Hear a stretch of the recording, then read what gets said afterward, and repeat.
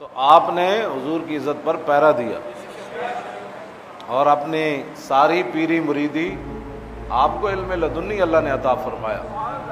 ہاں جی، بہت سارے علوم آپ بڑے بڑے علماء کو، جن میں مولانا غلام محمد گھوٹوی جیسے بندے، شیخ الجامعہ بھاولپور، ایسے لوگوں کو، اور مولانا محمد غازی صاحب، جب آپ حج کے لیے گئے تو مدرسہ سہولتیہ مکہ مکرمہ کے اندر جو بہت بڑے عالم تھے، وہ صرف پیر میر علی شاہ صاحب سے چند منٹ گفتگو کی تو سارا کچھ بھلا کر پیر میر علی شاہ کا لوٹا اٹھانے کے لیے چل پڑے.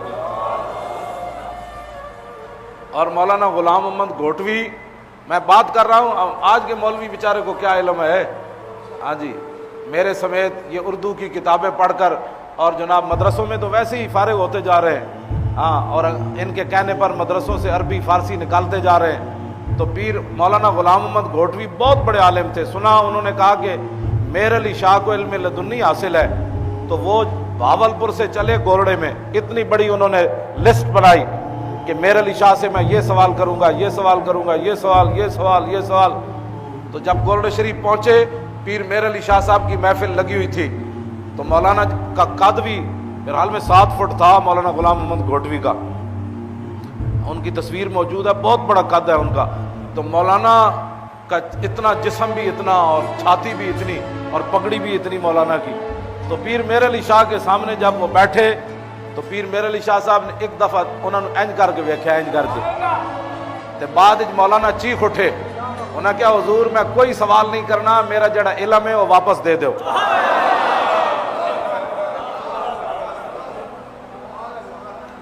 اتنے بڑا سوال، ایک نگاہ پائی پیر میر علی شاہ نے تے سارا علم انہوں دا سلب کر لیا، بالکل ان پڑھ ہو گئے. کہنے لگے حضور میں کوئی سوال نہیں کرنا، ساری زندگی پیر میر علی شاہ دا لوٹا چاہی پھرے.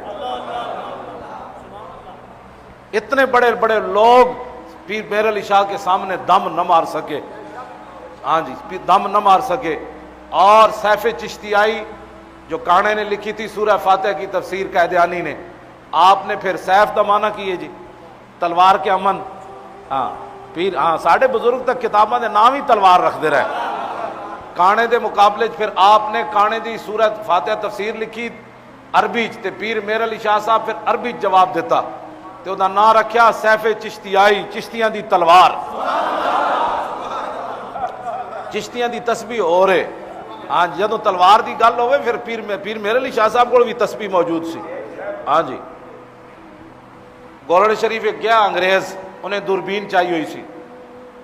پیر میر علی شاہ صاحب فرمایا اے تو کی چاہے ہویا؟ انہیں کہا اے بندہ لاوے نا تے دور تک نظر آندا. فرمایا کتھے تک؟ انہیں کہا او اتھے تک. تے پیر صاحب اس ویلے تسبیح پڑھ رہے سن. فرمایا تیری اے دوربین تے اتھے تک وکھاندی. آپ نے تسبیح انج کیتی. آپ نے فرمایا ادھے وچ ویکھ. جدوں انہیں ویکھیا تو انہوں لندن نظر آ گیا. لندن نے جو دی ماں مری ہوئی سی، وہ گھر جناب وہ صفے ماتم بچھے ہوئے سی. انہیں جدوں پیر صاحب نے اینج تسبیح کی تھی، انہیں لندن ویکھیا، وہ گھر افرا تفری پئی ہوئی. آپ نے فرمایا تیری دوربین تا میل وکھایا، میری دوربین ویکھ تیرا گھر بھی وکھا دیتا. جناب اے او پیر میر علی شاہ. ہاں اے او پیر میر علی شاہ ہے. یہ دی تسبیح بھی جڑی ہو کتنے تک، تسبیح دی کاٹ بھی کتنے تک چلی گئی، تے تلوار دی کاٹ بھی سیف چشتیائی قائدیانی آج تک سیف چشتیائی دا جواب نہیں دے سکے.